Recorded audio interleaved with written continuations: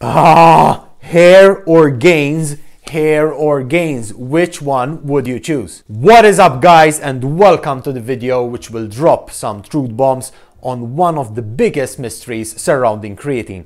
Does it cause hair loss? If you want the short answer to this question, it's plausible but unlikely. The claims that state that creatine causes hair loss is based on solely one study which was published back in 2009. I just released a Creatine 101 video, all you need to know about creatine. Everything that you see is going to be backed up by science. And I am 99.999999999% sure that if you have any question, that video is going to answer it. Guys, just a gentle reminder, I am not a doctor. This video is for entertainment purposes only, so take whatever I say with a pinch of salt. We all know that creatine is one of the body's natural sources of energy, and this is stored in the muscle cells. It is produced from the synthesis of methionine, arginine, glycine, and it promotes and increases the production of ATP, which is adenosine triphosphate. There are several factors that affect our body's creatine stores. For example, the amount of meat we take, the amount of exercise we do, the amount of muscle mass our body holds, and also hormones, for example, testosterone and IGF-1, which is the insulin growth factor. Some of the benefits experienced by those who take creatine as a supplement are an increase in lean body mass, an increase in strength, an increase in endurance, and many other sports-related benefits. Not only, there's also cognitive benefits, and these have been proven by studies and science over and over again. However, one study showed that there might be a correlation between creatine and hair loss. Damn it! Whoa. Calm down. Hold on a second before you flush your creatine down the toilet. Bro, I told you to hold on. Give me a second.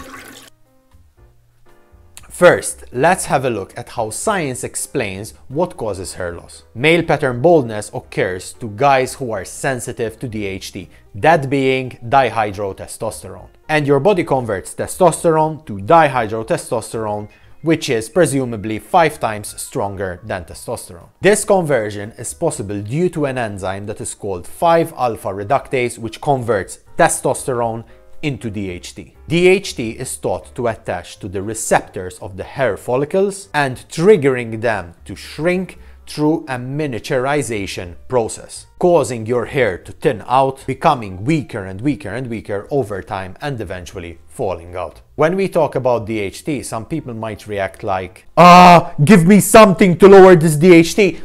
This DHT. And these things and precautions actually do exist. The most popular two are finasteride and minoxidil. Both can be used in a combination in order to prevent and try to mitigate hair loss. I'm not going to get into the science of how finasteride works and minoxidil works. That's a topic for another video. However, there are a million different numbers of sources that you can check online in order to learn about the mechanisms of finasteride and also minoxidil. What is very important to mention is that we males, we need dihydrotestosterone, especially for secondary male characteristics. For example, the chiseled jawline, the facial hair, our libido, and it also affects how hard our Johnson gets in the right and wrong moments. And therefore, it is really important to not demonize DHT.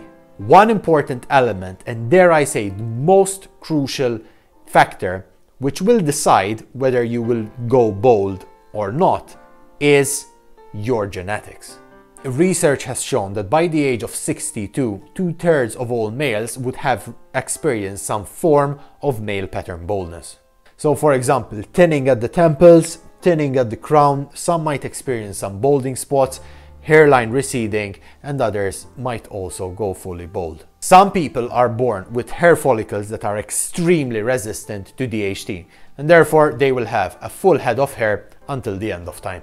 Have a look at these two opposites. On one side we have a pro bodybuilder, Mr. Arnold Schwarzenegger, who has been blasting exogenous hormones for decades, and I'm talking testosterone, D-bol, primobolan, and all these hormones have been known to shoot your DHT through the roof. And yet, look at his hair.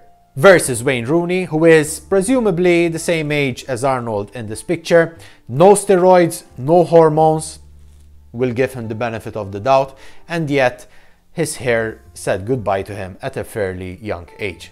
As you can see, genetics will ultimately determine whether you will keep your hair or lose it. The creatine study that got everybody talking and created this link between creatine and hair loss examined and tested 20 college-age rugby players who were given creatine for 3 weeks. These players went through a loading phase of 25 grams daily for 7 days, followed by another 14 days of maintenance dosage. The results showed that dihydrotestosterone, DHT, increased by 56% in their loading phase, so after 7 days of taking creatine, and remained 40% above base normal levels for the next 14 days. So based on the study, what happened is that people made the link between creatine, DHT and hair loss.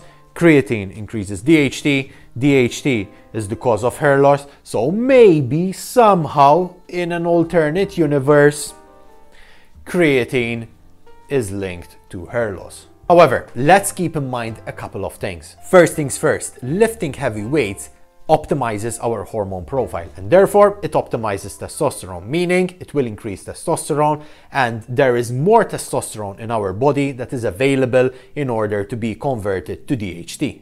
And I don't think that anybody watching this video plans to stop lifting heavy anytime soon. We eat healthy and do exercise in order to optimize our hormone. Does this mean that we need to stop lifting in order to decrease our level of testosterone and therefore prevent hair loss? It's up to you to answer that question. Secondly, it's only one study and we don't know the mechanisms of how creatine can contribute or lead to baldness and hair loss. It's just one study, and in order for a claim to be backed up by science, it must be replicated over and over again, and that will prove whether creatine is linked to hair loss. So in reality, there is not a thorough understanding of what is going on. Having said that, is it plausible that creatine does increase DHT levels?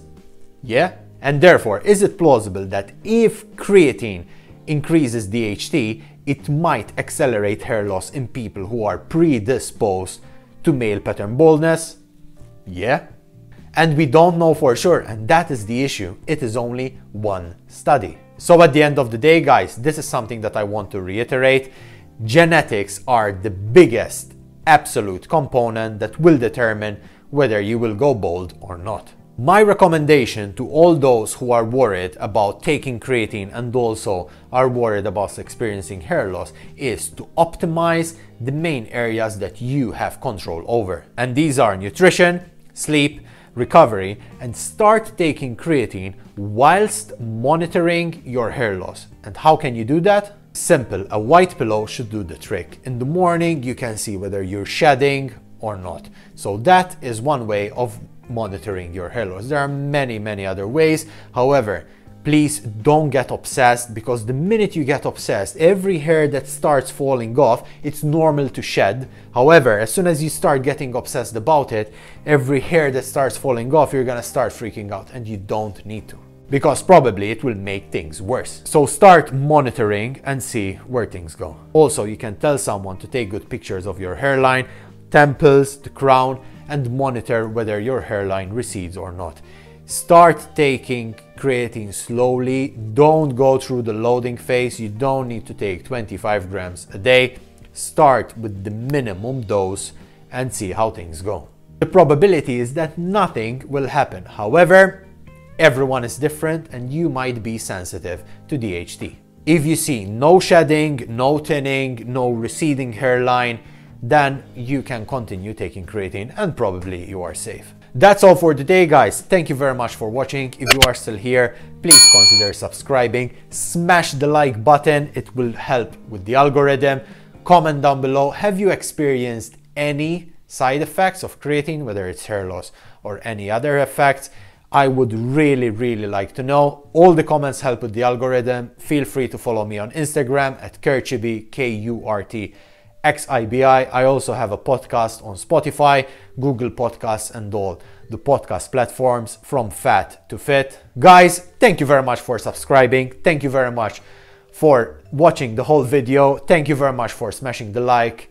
Take care, don't worry, and I will see you next time.